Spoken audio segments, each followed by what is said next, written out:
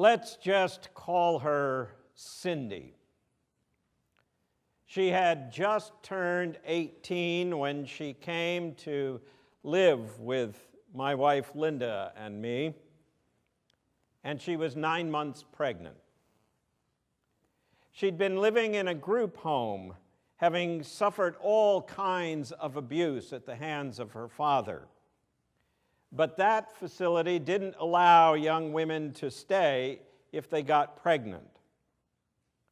At the time, my wife Linda and I were working with a special foster care program for teenaged mothers. Unlike most foster care programs, our agency allowed young women to stay in care until they were 21, giving them time to go to school or develop job skills so that they might take care of their child. Cindy's son, we'll call him Billy, was born shortly after they came to live with us.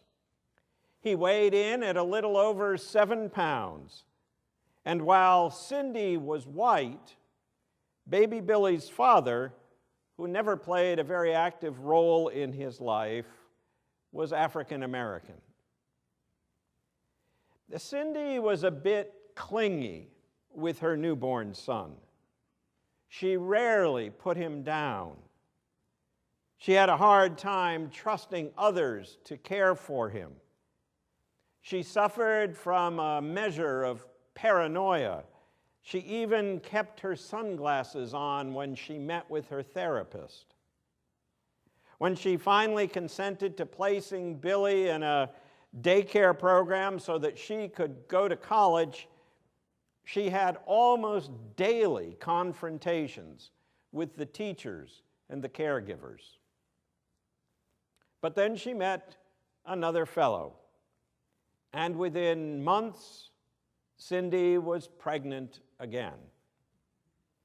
At 21, she was required to leave our home by agency rules, and shortly after doing so, she gave birth to a daughter. And suddenly, little Billy, who had been at the very center of her existence, was pushed aside. Where he had been the center of his mother's attention, he now was viewed as something of a nuisance. He was, after all, 3 years old, and 3-year-olds demand a lot of time and attention, a lot of energy. But Cindy's time was now devoted to her newborn daughter. We offered help, which was sometimes accepted but often pushed aside. Eventually, Cindy packed up and moved hundreds of miles away. At first, Billy was placed in the public school in his new town. But the stress and strain of life at home caught up with him. He became disruptive in class. One time he ran out of his classroom and was chased all around the school building, first by the principal, and then when he went outdoors and ran around the school building again and again by the town police. He was placed in a special school for troubled youth. But in time, Cindy pulled him out of that program and started homeschooling Billy and his little sister. Meanwhile, Cindy had met yet another man and married him. She had 2 more children. The 6 of them lived in a ramshackle fire trap of an apartment, and Billy shared a bedroom with his 2 little brothers, a bedroom that measured something on the order of 8 by 10. And as the family grew, Billy got pushed further and further away. The anger began to build in the young boy. And one day, when his mother was expecting yet another child, he lashed out at her. He was taken out of her care and sent to a group home. Barely 14 years old, Billy had been rejected by his father, his mother, his school, and in many ways, society itself.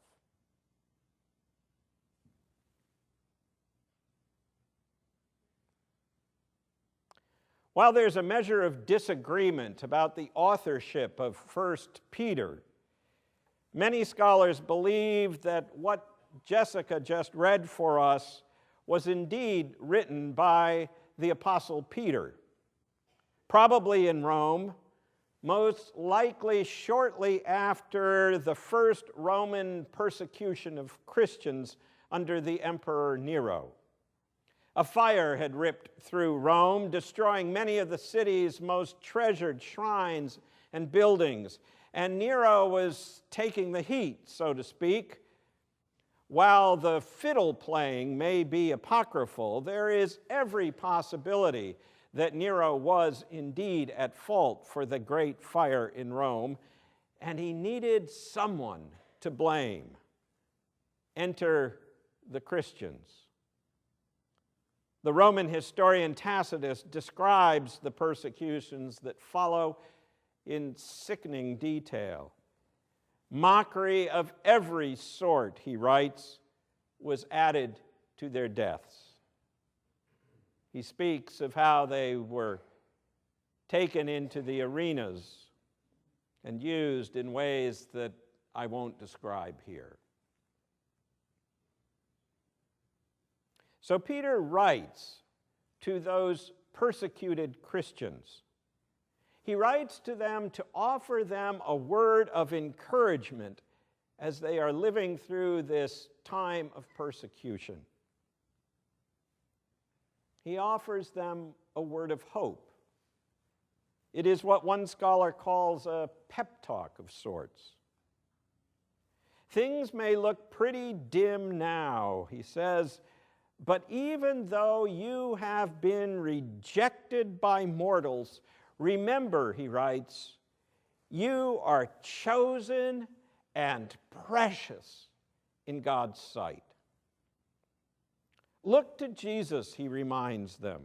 Look to Jesus for an example of how things really work in God's economy, in God's realm.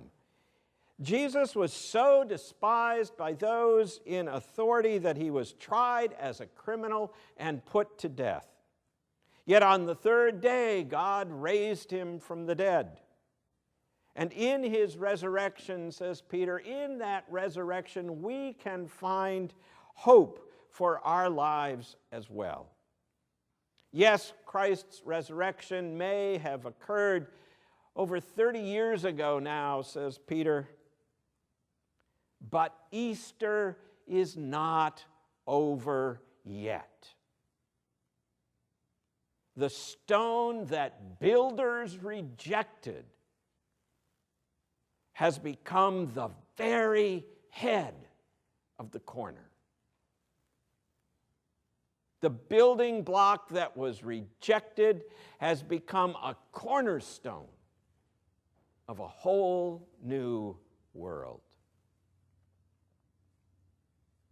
It was, if you will, repurposed. And as it was for Christ, says Peter, so it will be for you and for me.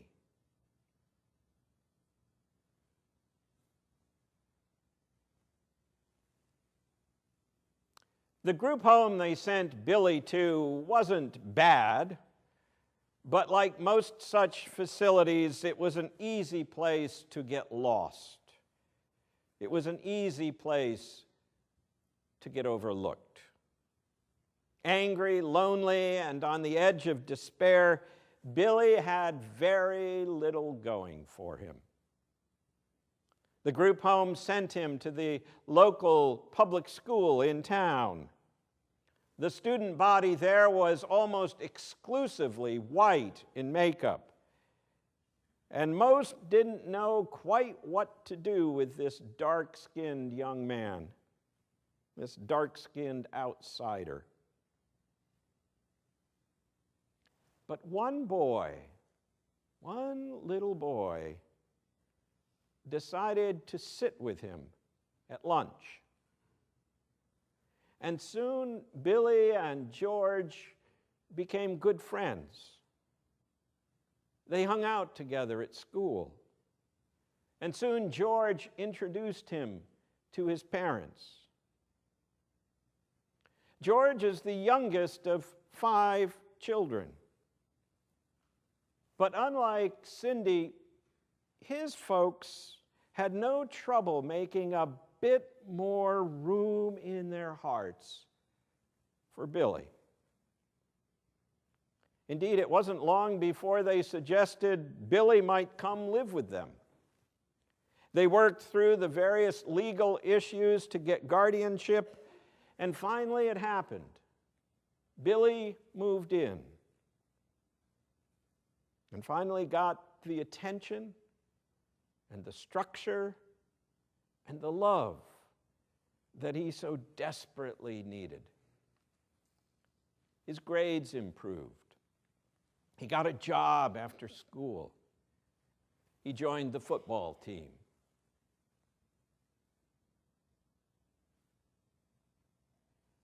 Billy went on to win a special award for an architectural design that he had created for a school project. He was elected tri-captain of the football team. The Chamber of Commerce in that small town chose him as Student of the Year. He was offered a scholarship to an excellent school in the Northeast.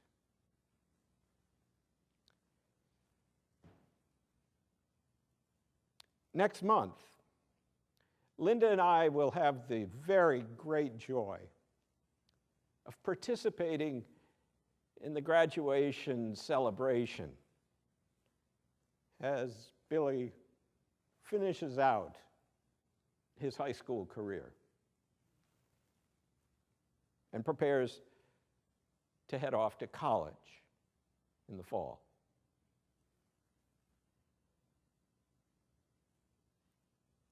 And a young man who seemed doomed to repeat the cycle of violence, who seemed doomed to continue a life of despair.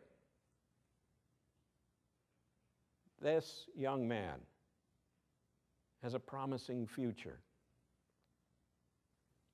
All because a little kid sat next to him at lunch. It's not nonsense when we tell the kids to do that. You know that, and so do I.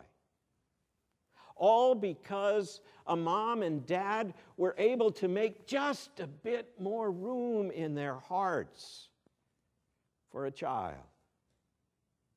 All because a wise family court judge realized that some things don't work exactly by the rules.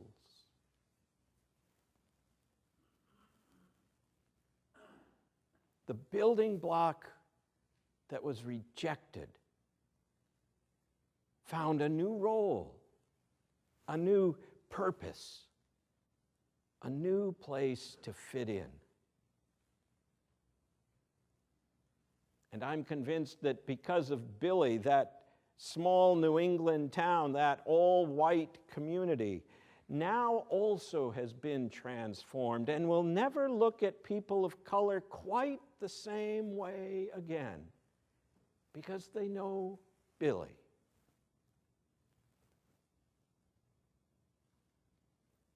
The building block that was rejected has become the cornerstone of a whole new understanding of life in all its diversity.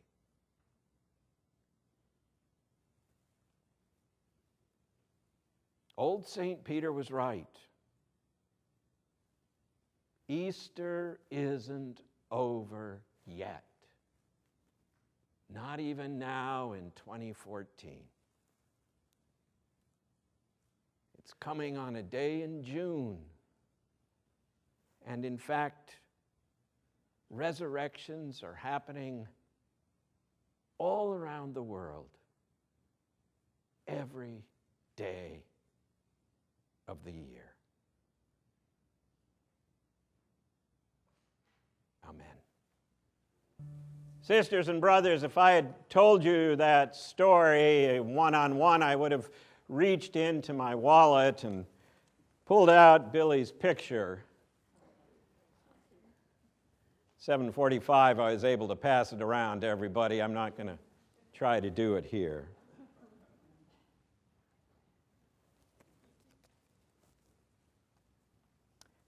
He's a handsome young fella. He had no trouble getting a date to the prom, by the way.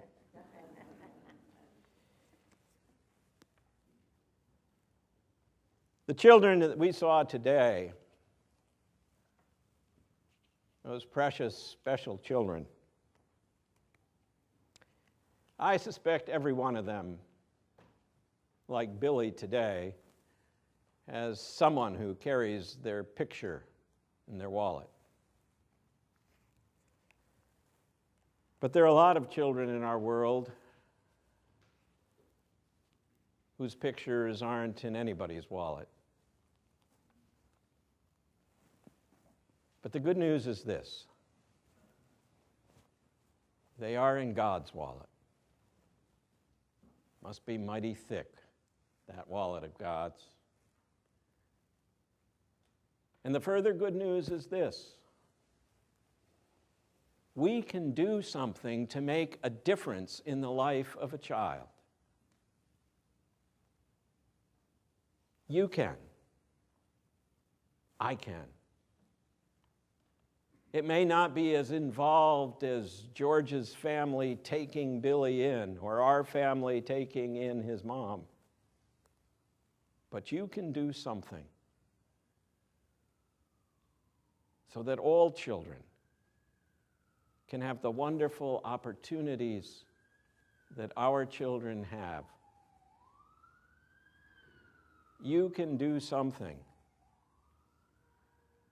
that will help all children jump off chancel steps, play tiny fiddles, sing beautiful songs, read the scriptures. We can as a congregation, and you can as individuals. How blessed we are to have children in our lives. Might we share that blessing with others. Amen.